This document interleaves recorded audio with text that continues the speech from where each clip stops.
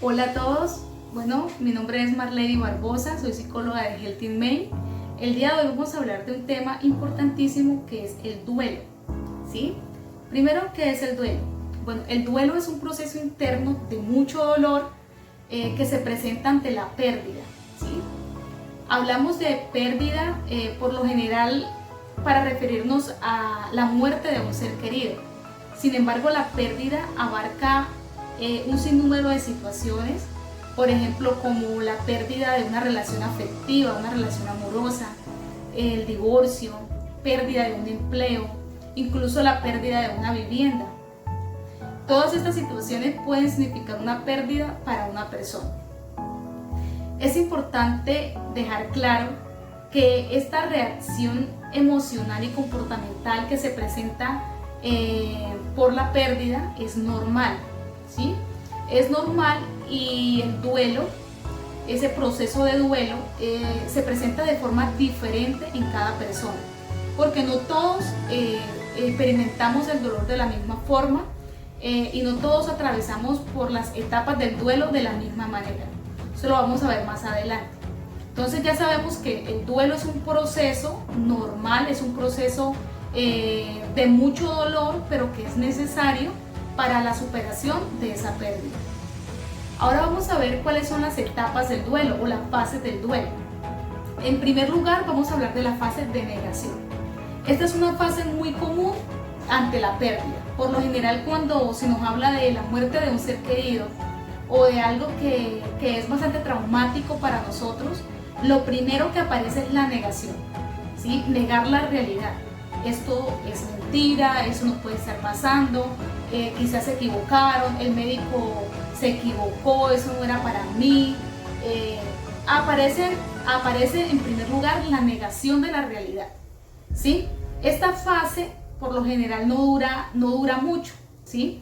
¿Por qué? Porque el sujeto en algún momento determinado va a chocar con la realidad y va a tener que aceptar que lo que está pasando es real, ¿sí? Que la situación realmente sí aconteció, que el ser querido sí murió. Entonces, esta fase de negación por lo general es muy normal en procesos, por ejemplo, de fallecimiento de un ser querido, ante la noticia de alguna enfermedad, como el cáncer. Por lo general tendemos a negar que eso realmente esté pasando. ¿Por qué? Porque nuestro yo se defiende. Eso se presenta como un mecanismo de defensa ante el dolor que se está experimentando. Seguido de esta fase de negación aparece la fase de ira o la fase de rabia.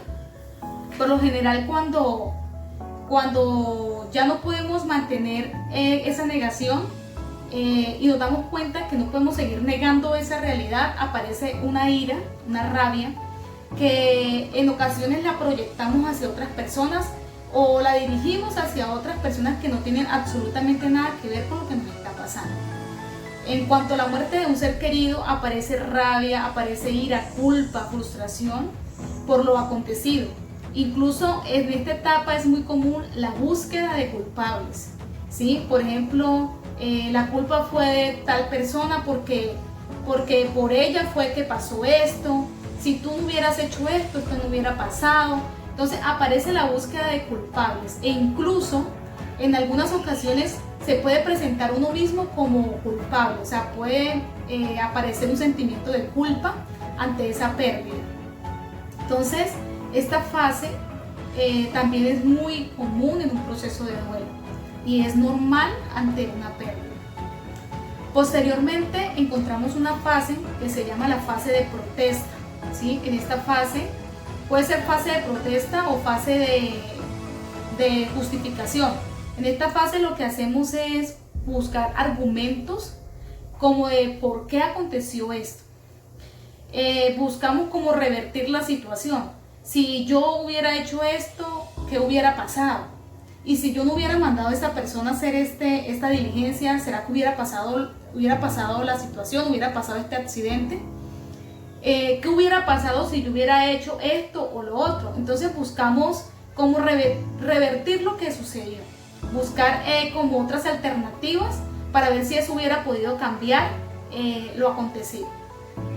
Seguido de esta etapa aparece la etapa de aceptación. Bueno, disculpa, aparece la etapa de tristeza. Antes de aceptación aparece una etapa de tristeza. Esta etapa es bastante común. Aparecen sentimientos de melancolía, de llorar constantemente por esa pérdida. Puede presentarse pérdida del apetito, no conciliar el sueño. Por lo general siempre se está pensando en el ser querido que partió, o en ese objeto o esa persona que ya no está con nosotros. Entonces, en esta etapa de tristeza por lo general se entra en una etapa de depresión, que es normal, es una reacción emocional normal ante la pérdida, ¿sí? Seguido de esta etapa de tristeza llega la etapa de aceptación, que es cuando realmente ya empezamos a ver las cosas de una forma diferente. No quiere decir que no estemos sintiendo dolor ante la pérdida, sino que ya empieza a haber una aceptación de lo que se perdió, ¿sí? Una aceptación de que ya no va a estar ese ser querido más en medio de nosotros, esa aceptación de que ya toca buscar hacer otras cosas. En esta etapa, por lo general, las personas ya empiezan a darse como la oportunidad de sentir nuevamente placer, de buscar cosas que les guste hacer, de terminar algún proyecto que tenían estancado. Entonces, en esta etapa se busca como unos nuevos horizontes, unos nuevos rumbos. Estas son las etapas de la fase o del proceso de duelo. Es importante recalcar que no todas las personas experimentan estas etapas de la misma forma o en el mismo orden que las acabé de mencionar, porque somos personas totalmente diferentes y la pérdida para una persona puede no sentirla de la misma manera como la está sintiendo otro sujeto, otro individuo, ¿sí? Cada uno experimenta la pérdida de forma diferente. ¿Cómo diferenciamos este proceso de duelo normal de un proceso de duelo no resuelto o patológico? Bueno, esta es una de las preguntas que normalmente siempre han hecho. ¿Cómo diferenciar un duelo normal de un duelo patológico? Es importante tener en cuenta que es normal sentir emociones de rabia, negar la realidad, buscar un culpable, sentir que ya todo se acabó, todo se derrumbó, todo quedó ahí. Es normal porque hay una pérdida.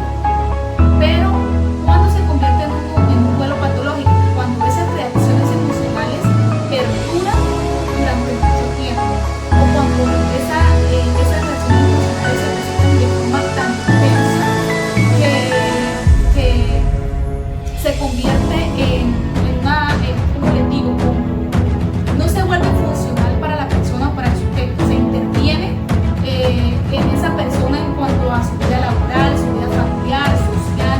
Esa persona se estanca, ¿sí? Cuando sucede esto, hablamos de un duelo patológico.